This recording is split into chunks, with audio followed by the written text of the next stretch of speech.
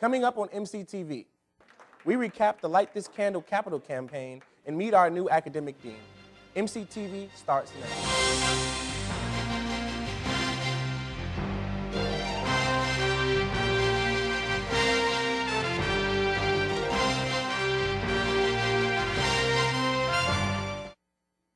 Welcome to MCTV. For Tate Heupel, I'm Denzel Johnson. Have you ever thought about how private colleges pay for things when the tuition runs out? Part of that comes from the college endowment. And Monmouth announced the kickoff of a new fundraising campaign called Light This Candle. On Friday, March 15th, President Clarence Wyatt announced that the campaign has raised roughly 60% of the targeted $75 million goal.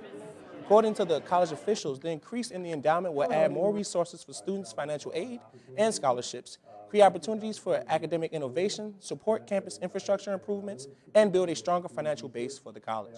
The purpose of the Capital Campaign is to enable Monmouth College to fulfill its mission today even more effectively, but especially to be able to guarantee that we can fulfill our mission of the guided growth of young people for generations to come.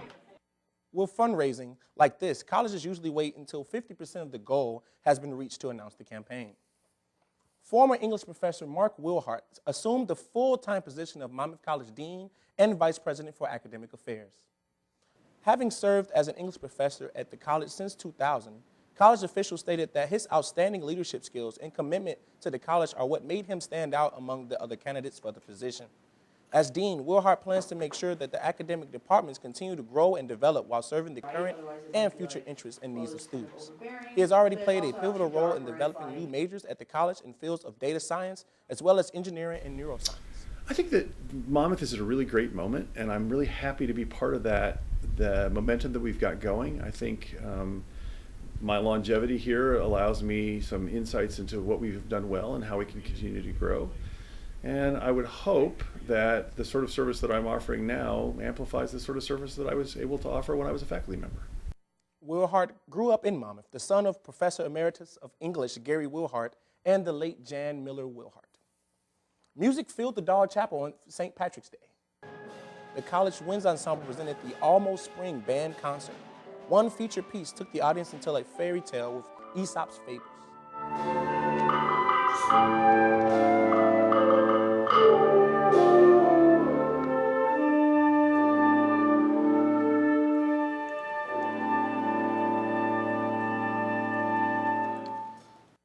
The next music department concert is this Saturday at 7:30 with the Highland Harmonizers in the Dog Chapel. Taking a look at some events on campus this week. Tomorrow, Professor Robin Johnson hosts the Midwest Decisive in Campaign 2016 and the 2020 in CSB 273. Friday, magician Joseph Rome performs in Dog Chapel at 7. Tuesday, Midwest Bank is leading a financial management program at 12:30 in CSB 273. Later in sports, we preview Fighting Scots Baseball's 2019 season.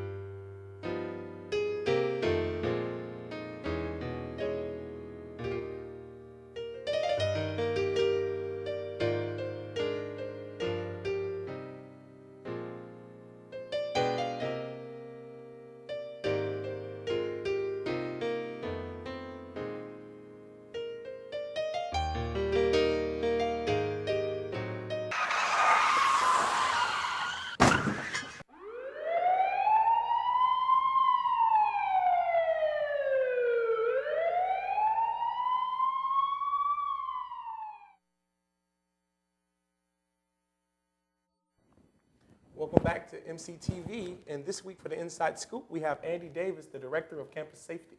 Thanks for being here with us. Well, thanks for inviting me, Denzel. Appreciate it. Absolutely, absolutely. So I wanted to say, what are some of the roles and responsibilities of campus safety? Well, we have a lot of different things we can do. Our main role is just basically the overall safety of all the students, faculty, staff, and anyone that visits campus. In addition to that, we try to offer as many services as possible. We provide safety escorts. If a student locks their key in their room or needs assistance getting in a room, we'll help them do that. If they have a bicycle, we can register the bicycle with the police department for them. We have a jump start power pack. We jump start a lot of vehicles. We air up a lot of tires. Just a whole lot of different other things. Off the top of my head, I'm trying to think of, we manage a parking program. We also issue IDs, we don't issue keys, that's facilities, but we do the IDs. Any issues with the electronic access, we do those. If a faculty member wants a student to have 24/7 access to a lab or the CSB, we grant that student access through that. So yeah, that's some of the things that we do. Yeah, I just wanted to focus more really quickly on the escorting. So, like, for example, if students do not feel safe, like, do you escort them? Like, can you Sure. tell me more about Yeah, that? yeah. We do escorts. If a student doesn't feel safe walking to or from their building or from their car or whatever, we'll give them an escort. One thing we're not, though, is I don't run a shuttle service. All right. So if we're not busy, we can give people rides. That's not a problem. But it's not a priority. However, if someone needs an escort, we're more than happy to do that. We'll make that a priority for us. For students that may be in, like, theater programs and other things that are off campus, does that include the square or, like, say, for example, the Fusion Theater? Yeah. I mean, if we're not busy doing anything, we're more than happy to do that. Obviously, if we have a fire alarm go off or something like that, we do respond and reset the fire alarms. That'll take priority over giving a ride. However, if that is the case and a student needs a ride to Fusion, as long as they plan ahead and don't call us, 5 minutes before, call us and say, hey, I need a ride to Fusion, we might be in the middle of something. All right. So I know sometimes students may be in a hurry or need to get somewhere in a specific time, but as long as they plan it out, we're more than happy to work with students and make sure they get to where they need to be. Absolutely. Time. So over the years with your position, what are some changes that you've seen? Where is some issues that have come up, and how have you adjusted to tackling some of those issues? Well, the main thing is that we've kind of done a different approach as far as residence life as a whole. We're not going through the residence halls all the time. We're letting the HRs and the resident assistants actually manage and run their hall. If they need us, they call us. So that's one thing that I think is good.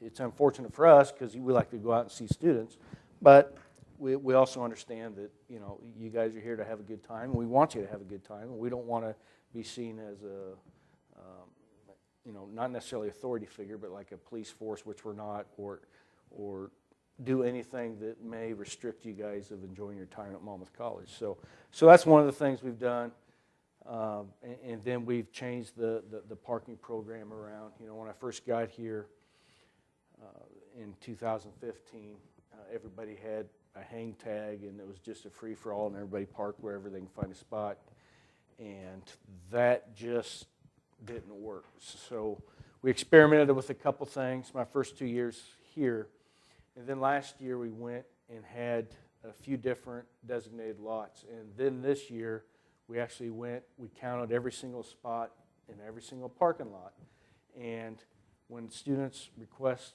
a permit, once that lot is full, then we shut it off, and then they have to request it somewhere else. So in theory, everybody should have a parking spot. So, it's been kind of twofold. The students I think, have been happy that they've been able to find parking spots easier, and we've written a lot less tickets this year than what we have in the past, which is also good, because we don't like writing tickets, all right, regardless of what people think. We don't like, jamming you guys up with a $50 ticket. It's just not good. Plus, I'm a parent with a son your age that went to school, and I know a lot of times who pays the parking tickets, and I didn't like paying his parking tickets, so that's not something we like to do. And then also what we've done is we've trained a little more in different things.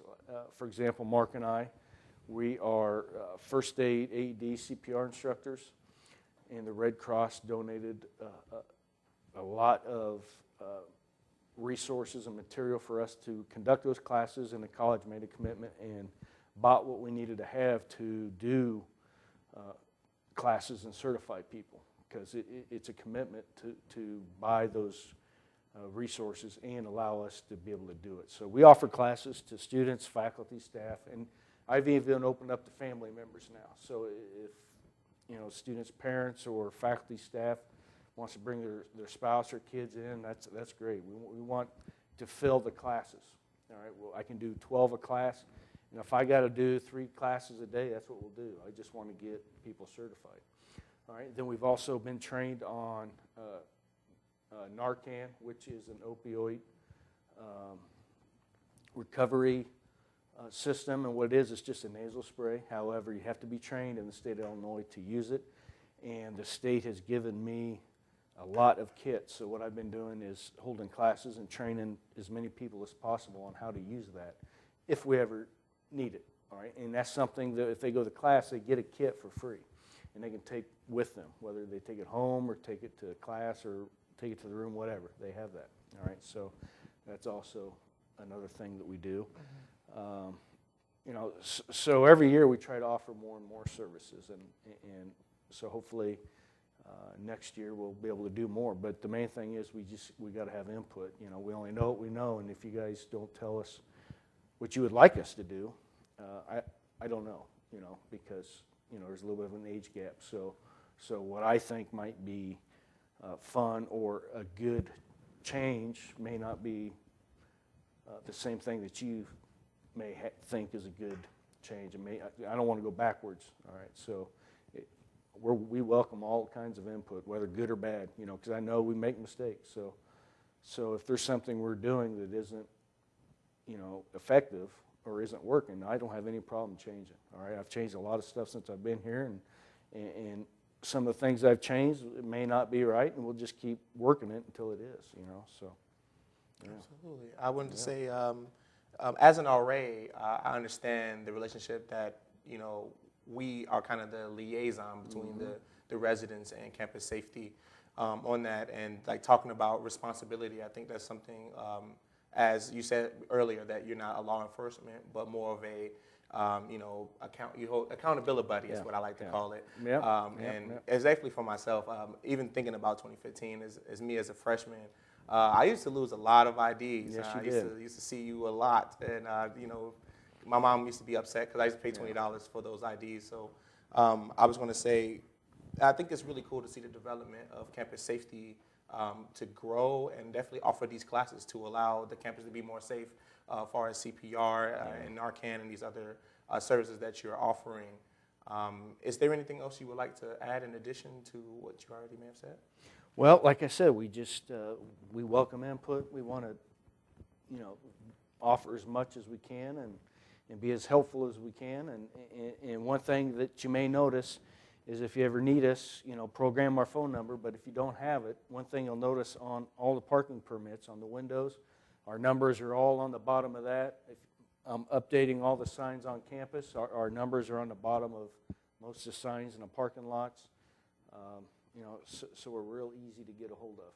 And currently, right now, campus safety is in Poling, and I'm in Wallace. So Mark gets a lot of visitors throughout the day, but I don't get very many. So anybody's welcome to come down, and if Mark's not in the office, just come down to Wallace in the basement, and I'm there. A lot of times people go to Mark's office, and if he's not there, they just leave. But I'm down in the corner in Wallace, ready to help anybody that needs it. So if anybody needs anything, they come see me.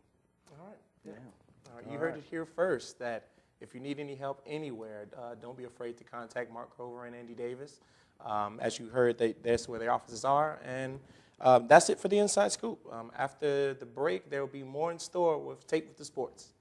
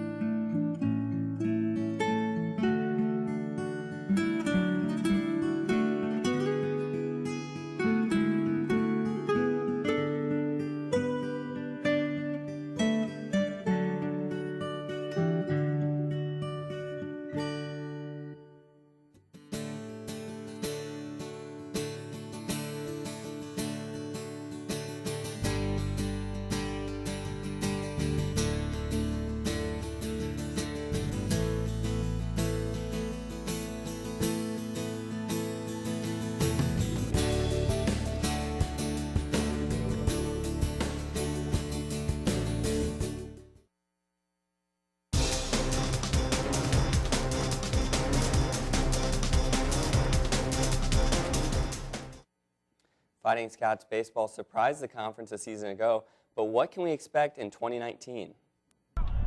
Monmouth hit the ground running, going 8-2 on their spring break trip to Florida. They've got momentum and are confident as conference play approaches. We're feeling good. Our pitching staff's done a great job lately, and we're going to get our hitting going against Aurora. So, yeah, I feel like we're going to be ready for this weekend and definitely be ready for conference. Coming off a conference championship with a target on their back from the rest of the league, the message from the coaching staff is simple. Now that you're champion, I mean, you got to keep it going. The target's on your back, and you got to keep working hard. That's pretty much the main thing that we've kind of changed, and we're kind of staying loose and relaxed and having fun and letting them go out and play. And a key piece to that championship mentality is leadership, and that's something this team has. Just gets ready through this whole season. Just kind of, it's a grind for sure. So when you have veteran and just good leadership in that you can transcend the freshman guys and help them out and bring them with, and whatever we know, we can just give back to them, and we can just carry on just from last year into this year. This team brings back a relentlessness that Coach Paterni believes always gives them a shot to win. one thing has not changed is giving up. We could be down in seventh inning, and these guys are still going to have fun, and they're still going to fight, and they're going to come back and give us a chance to win. The Scots kick off their conference campaign this weekend with a pair of doubleheaders against Knox College. That's it for sports. Here's the rest of the scores from the week.